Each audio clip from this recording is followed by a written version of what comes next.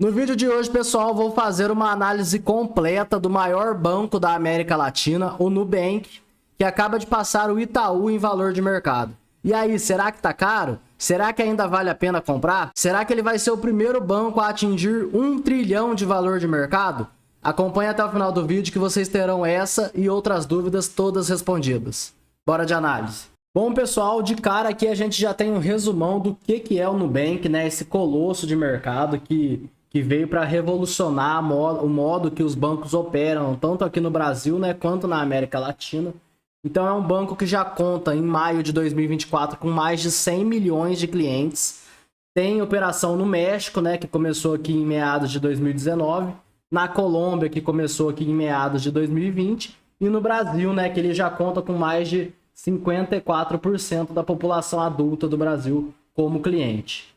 É um banco muito fácil de mexer, né? Totalmente digital, com custos baixos, taxas praticamente zeros, né? E o banco ele ganha dinheiro na onde, né? Como que ele consegue ganhar esse dinheiro cobrando muito pouco dos seus clientes? Através principalmente do crédito, né? Então o banco, o que é a estratégia dele? Ele quer captar o máximo de clientes possível, fazer um serviço que encante seus clientes, né?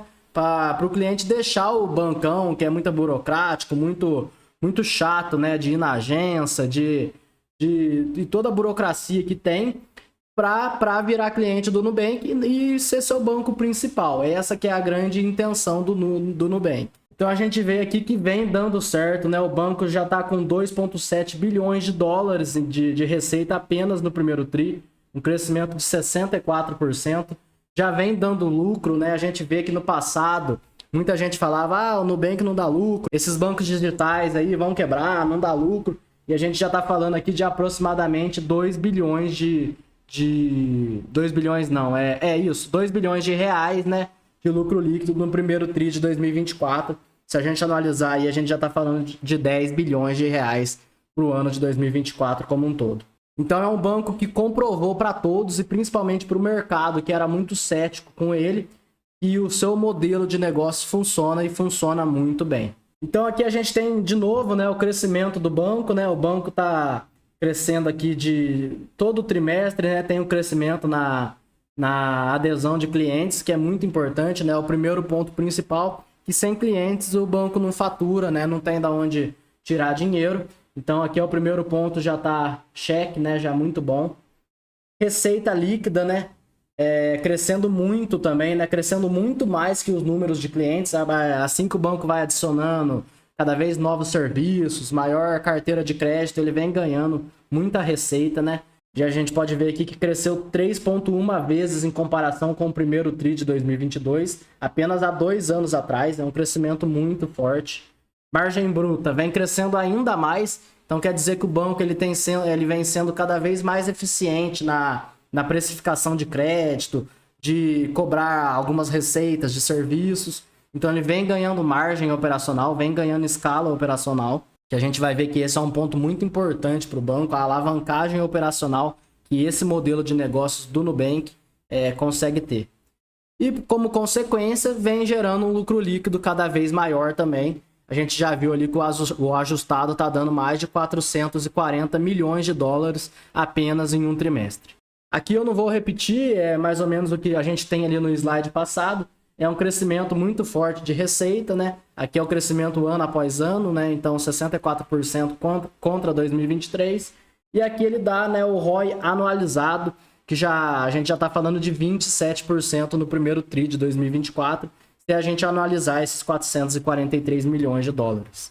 O que já é muito forte. Mas vale ressaltar que a operação do México dele ainda dá prejuízo, porque está numa escala inicial. A da Colômbia nem se fala, que está numa escala ainda embrionária, então eles estão queimando dinheiro nesses dois mercados. A do Brasil, ele começou a escalar a sua carteira de crédito agora, então a gente vê também que está numa escala inicial, e mesmo assim, por toda a eficiência do banco, né, por todo o seu custo baixo de não ter agência, de ser digital, de trabalhar com inteligência artificial na operação de crédito e tudo mais que o banco realiza, a gente já vê que o banco já tem um ROI de 27%, que é muita coisa. Já dá de 10 a 0 aí em muitos bancos tradicionais que a gente tem no Brasil.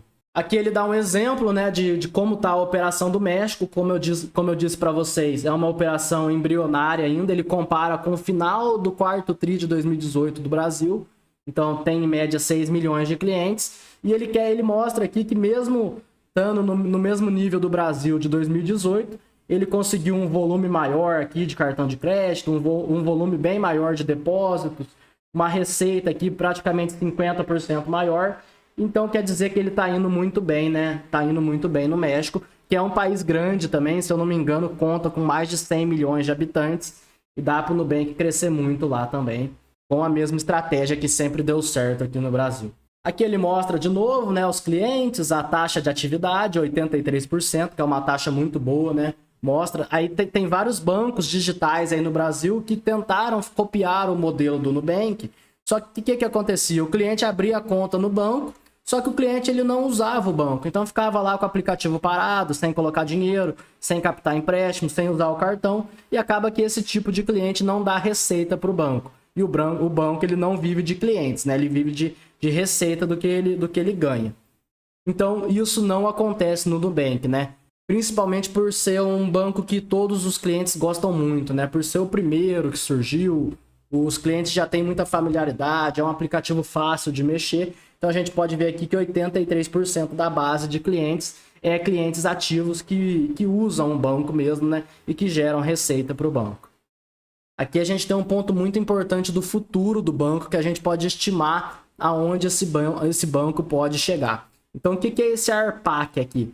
Bem dizer, a tarifa é quanto que o banco ganha por cliente de receita mensal. Então, quando cada cliente, na média, está gerando para o banco.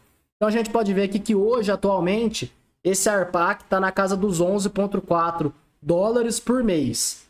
Se a gente faz uma conta desse valor vezes os 100 milhões de clientes que o banco tem, a gente vai chegar na receita do banco que a gente viu ali atrás, na casa dos 2 bilhões e pouquinho dólares no TRI.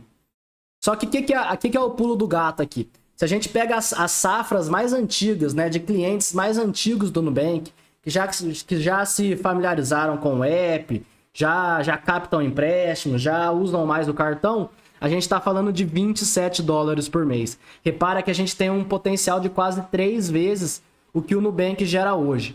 Então, o que o Nubank ele mostra para a gente nesse slide aqui, meio estranho de olhar, mas o que ele mostra para a gente entender? Que no futuro, hora que esses clientes mais recentes virarem maduros, eles vão gerar em média 27 dólares por mês. Então o Nubank, sem crescer cliente, ele já tem um potencial muito grande de continuar crescendo a sua receita.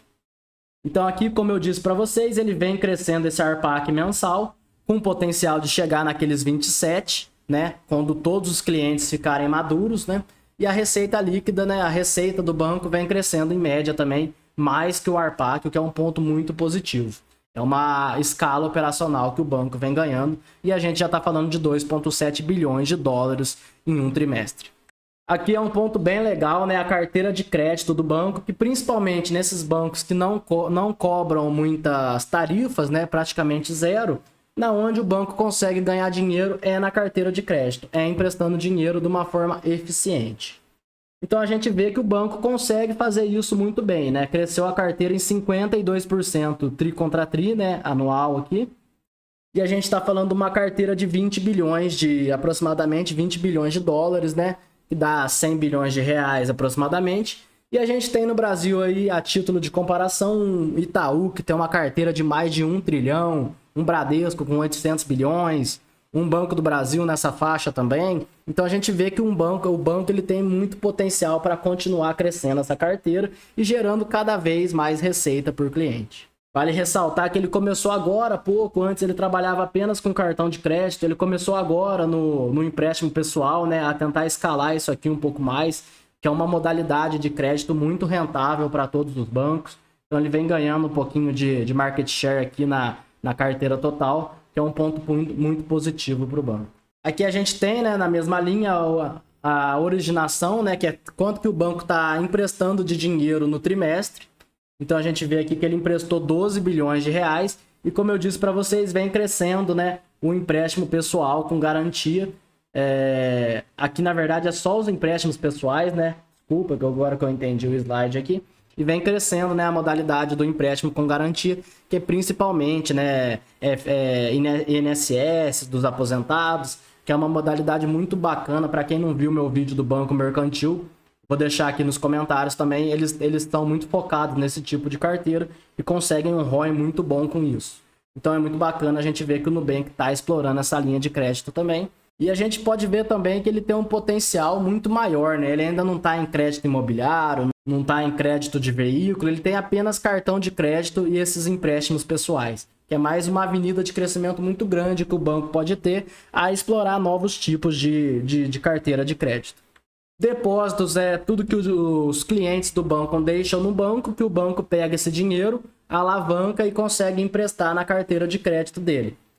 Então a gente vê aqui que o banco começou agora com um pouquinho a mais de depósitos no México, e a gente vê aqui que uma grande vantagem do banco, que a taxa que ele paga para os seus clientes deixarem o dinheiro parado lá para o Nubank rentabilizar esse dinheiro, é de apenas 84% percentual do CDI, o que é uma taxa muito baixa, né? Isso aqui é uma grande vantagem que o banco tem em comparação aos seus concorrentes. Aqui é quanto o banco está ganhando, né, de spread, né, na carteira de crédito. Então aqui, bem dizer, a margem que o banco ganha depois de pagar toda a seus juros que ele paga para o depósito, depois de descontar a carteira com PDD de gente que não pagou o banco.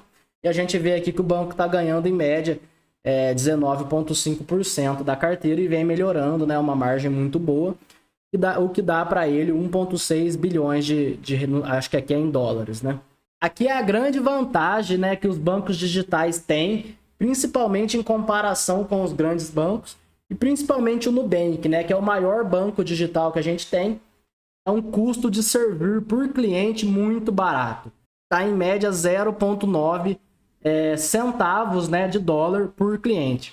Se a gente pega um Itaú da vida, um Bradesco, eu vou mostrar para vocês depois a comparação do Nubank com o Itaú, só para a gente ter uma noção do potencial que esse banco pode chegar. Mas se a gente pega um Itaú, um Bradesco, um Banco do Brasil, que tem agência, vários custos altos e tudo mais, esse número aqui chega a ser mais de 10 vezes maior.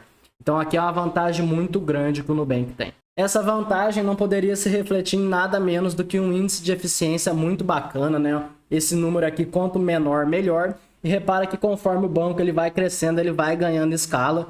E a gente já está falando de 32%, que é um dos menores índices aí que a gente tem no mercado.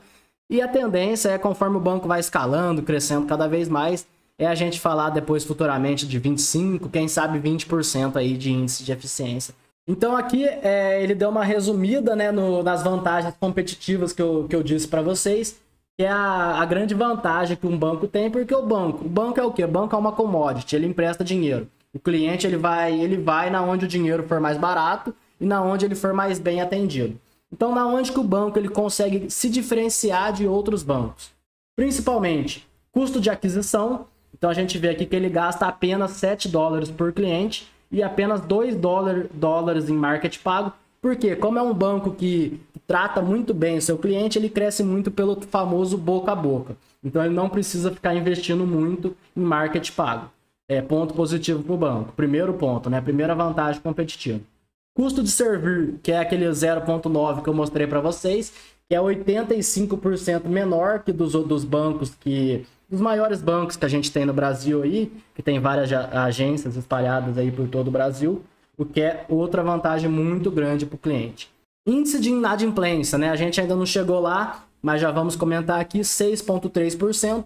Tem banco aí que trabalha com índices menores que esse, mas por ser um banco digital, um banco que está começando agora com sua carteira de crédito, é uma taxa razoável, uma taxa aceitável, e ele diz aqui que está mais ou menos 10% menor que o setor no Brasil. E o custo de captação, né, que eu também comentei com vocês, que é o dinheiro que os clientes deixam parados no banco. Se o banco ele não tiver esse dinheiro parado, ele tem que captar como se fosse uma dívida aí que uma empresa capta no mercado. Só que aí ele vai pagar CDI mais 2, CDI mais 3, depende do risco do banco. E o Nubank ele paga apenas 84% do CDI. Então é uma vantagem muito grande, né? Nesse spread que ele consegue fazer entre o quanto ele paga pouco para os depósitos e ganha bastante na hora que vai emprestar o dinheiro.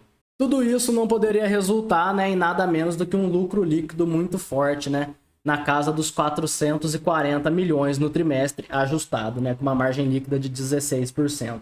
Vem ganhando margem, né, em relação aos trimestres. Perdeu um pouquinho agora para o final do ano, mas eu acredito que logo logo essa escala operacional vai acontecer e ele vai ganhar cada vez mais margem.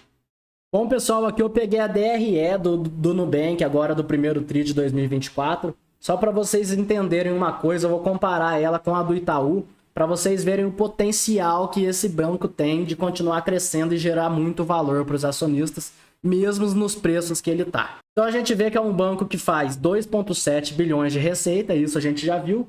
Isso aqui é todo o custo que ele tem de empréstimos, né? Isso aqui é o que ele paga, principalmente para os clientes que deixam seu dinheiro lá aplicado a CDI. Aqui a gente tem algumas despesas de transações, que é normal. E aqui é provisão, né, para quem deixou de pagar o banco. Isso aqui é uma operação normal de banco. Aí ele tem um lucro bruto que, vale ressaltar que vem crescendo, né, quase dobrando em relação ao primeiro TRI de 2023. Aqui, beleza, aqui é uma operação normal de banco. E aqui a gente tem as despesas operacionais do banco. Reparem que ela cresce muito menos do que cresce o lucro bruto do banco, né? Então aqui que ele consegue ganhar uma escala operacional muito bacana.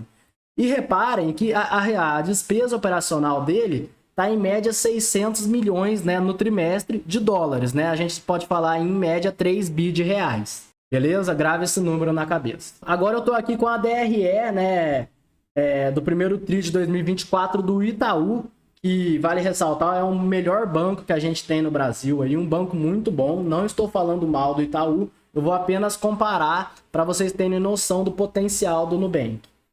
Então a gente viu que o Nubank ele tem aproximadamente, vamos arredondar aí, 12 bilhões de receita no TRI, né, de reais. É 2,7 bi de dólares, a gente faz vezes 5, dá mais ou menos aí 12 bi. Então só aí a gente já vê, ó, o Itaú ele faz 40 bi. É lógico que é um banco muito maior, tem uma carteira de crédito muito maior, mas o Nubank ele tem aproximadamente os mesmos números de clientes do Itaú e ele está crescendo mais, né? Então não é de se descartar a possibilidade do Nubank algum dia chegar nesses 40 bi de reais aí num trimestre de receita. O banco ele está crescendo no México, ele está crescendo na Colômbia.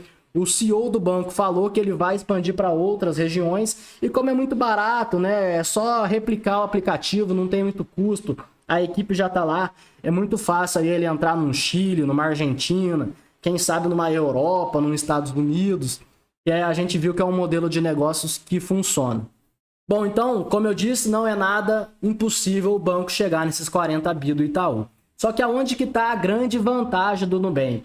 Porque custo de crédito, o Itaú também tem. E o Itaú opera crédito muito bem.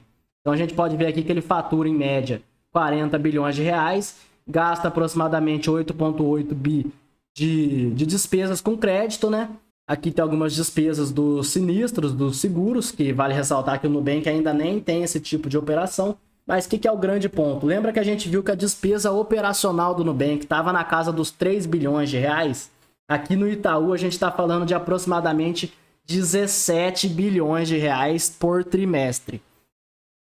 Então aqui que está o pulo do gato, é aqui que o Nubank consegue ganhar muito. Ele não tem agência, ele é eficiente, ele consegue operar um crédito de uma maneira muito bacana. As pessoas cada vez mais estão envelhecendo, né? A população mais velha vai morrendo. E os clientes mais novos, que são adeptos ao digital vêm escolhendo o Nubank e vários outros bancos digitais aí para serem seu banco principal. E aqui que o Nubank consegue se diferenciar em muito, né? E vale ressaltar que é uma diferença muito grande. Se a gente analisa essa diferença aqui, a gente está falando de aproximadamente quase 60 bilhões de reais num ano. Então, voltando aqui para a DRE do Nubank, aonde que eu imagino que essa DRE vai estar nos próximos anos? É muito difícil a gente fazer uma conta, né? Uma conta específica, mas vamos pensar, o banco ele vem crescendo aqui em média 60% ao ano. Mesmo que essa taxa caia aí para 40%, 30%, o que eu acho difícil, porque o banco ele vem ganhando receita por cliente, ele vem ganhando cliente, ele vem crescendo em novas geografias.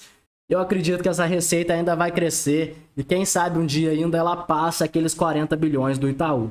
Só que o grande detalhe é que essa despesa operacional não vai crescer nem de perto no mesmo ritmo e o banco vai gerar uma escala operacional, uma eficiência operacional muito grande e vai sobrar aqui, né, no lucro líquido. Cadê o lucro líquido aqui, ó? 378 milhões de reais, de dólares, né? Vai sobrar cada vez mais lucro líquido aí para os acionistas. Então, só para finalizar, hoje a gente está falando do Nubank, que está valendo aproximadamente 250 bilhões de reais, que é o mesmo preço do Itaú, e ele faz em média 10 bilhões por ano, né, de lucro, o que dá em média 25 vezes preço-lucro. Na minha opinião, não está caro pelo potencial, né, como eu comentei aqui para vocês, que esse banco pode chegar. E eu vou deixar uma coisa falada aqui, né? Vocês depois vêm me cobrar. Eu acho que o Nubank vai ser a primeira empresa do Brasil, né? Ou da América Latina, que vai atingir 1 trilhão de valor de mercado. Daqui uns 5, 6 anos vocês vêm me cobrar aí e vocês vão lembrar que eu fui o primeiro a falar sobre isso. Beleza? Então, pessoal, para quem gostou do vídeo, não esquece de deixar um like, comenta aí se você gosta do Nubank, se você prefere o Itaúzão, é das antigas. O Itaú também é uma empresa muito boa, aqui eu só tirei a título de comparação. Não esquece de se inscrever no canal e deixar um like, já falei, beleza? Até o próximo vídeo, valeu, tchau, tchau.